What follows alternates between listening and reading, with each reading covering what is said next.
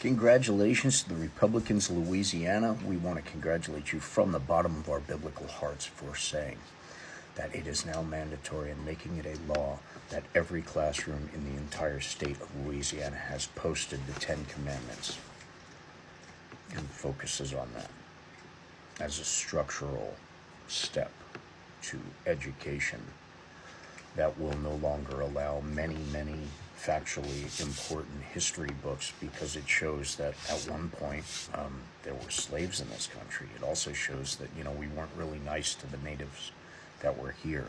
I mean, we even hijacked their title and said Native Americans. They're not Americans. They never were really Americans. We just gave them that title because we took over their land. But we whitewashed that history, and that's the way the Republicans want to do it. They want to do everything based on not having to own up to any issues that they've ever created, any mistakes they've ever made, or any things that they can look back on in history and say, glad we learned from that. That's why, these statues, the taking down the statues and things like that, put up a post next to this. At this time, this was the way things got done. It was wrong. It shouldn't have happened. We're better now. You know what I mean? We've evolved as a country as we're supposed to do. But all these things that are going on, the separation of church and state no longer exists. Well, that was one of the founding structural things about this country in the first place, was separating the monarchy and the religion and all that stuff. It was all part of it. And now we have the evangelicals and the groups that have always wanted to get rid of Roe versus Wade. From the very beginning, that was a core thing in their whole entire structure, making a deal literally with the devil. As Donald Trump was coming up, these church leaders were in an actual meeting, and they said, we will get rid of Roe versus Wade, but you need to accept any bullshit that comes out of the process in doing that. In other words, we're putting up this dude who's got more skeletons in his closet that's going to embarrass the hell out of you, your religion, and everything you stand for. But you have to, with your smiling face, stand behind him and go, we love Donald Trump. He's such an angelic man. Here's him and Jesus. Here's him and Moses. Here's him leading the Last Supper of Satan. The problem is, they had to consciously decide getting rid of Roe and starting stripping women of their rights was important enough to turn into a blasphemous hate group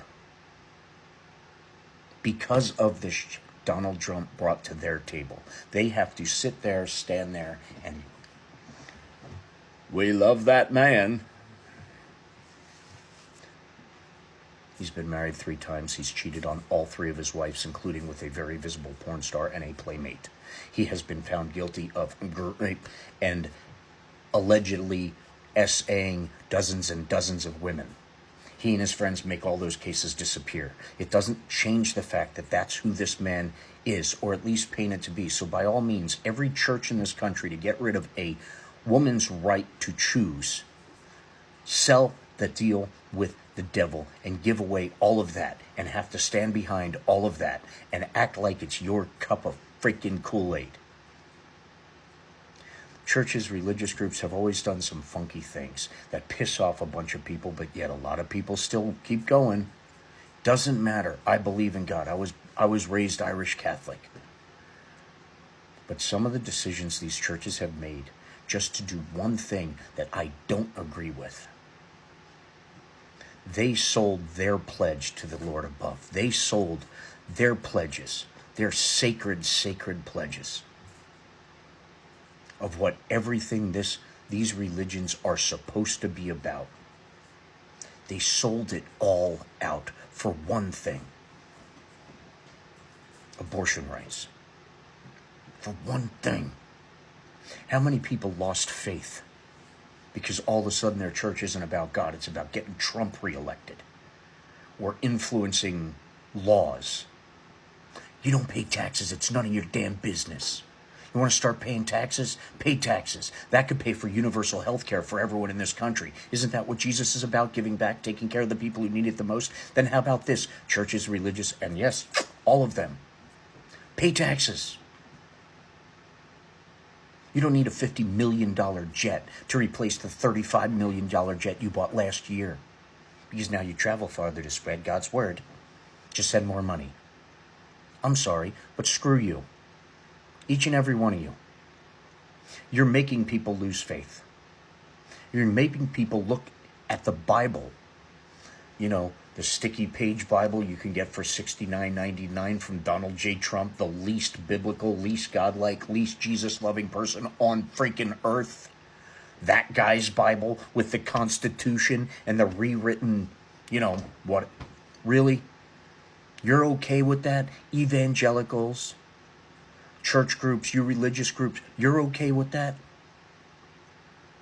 Black people are okay with the disrespect that he goes into a black church, 180 black church in Detroit with hired black people. Only one of them was from Detroit, and all 8 of them were on stage behind him. Why? Because there wasn't enough to put in the crowd, because that was filled with white people. Then he goes across the street to a white power freaking luncheon. The same day, same freaking street. Big banner in front of his thing, whatever, White Boy Summer, whatever the... Are you kidding me? Break out the patches already. Stop lying. Just put the patches on. Go ahead. They're in front of Disneyland anyway, because you don't mind that either.